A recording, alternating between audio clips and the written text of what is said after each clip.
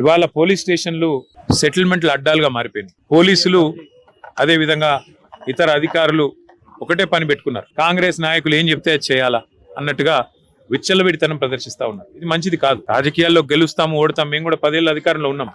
కానీ గింత లేకి పనులు గింత చిల్లర పనులు ఎన్నడూ కూడా చేయలేదు.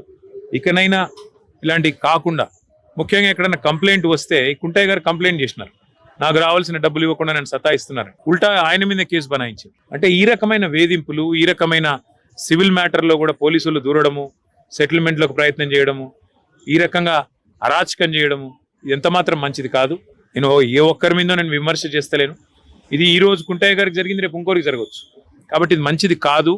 దయచేసి కంట్రోల్ చేసే ప్రయత్నం చేయాలని చెప్పి కూడా నేను ఈ రాష్ట్ర ప్రభుత్వాన్ని కూడా కోరుతా ఉన్నా. కానీ ఆ కుటుంబానికి మాత్రం ఇవాళ ఇంతకంటే ఎక్కువ రాజకీయం నేను మాట్లాడను. ఆ కుటుంబానికి పూర్తి స్థాయిలో మేము అండగా ఉంటాం. ఆ కుటుంబాన్ని కాపాడుకుంటాం. ఆ కుటుంబానికి పూర్తిగా మరి మనోధైర్యాన్ని ఆ భగవంతుడు ఈ ఆపత్ సమయంలో ప్రసాదించాలని కోరుకుంటూ అన్ని కార్యక్రమాలు పూర్తయ్యేదాకా మా మొత్తం పార్టీ అంతా కూడా వారి వెంబడ ఉంటుంది.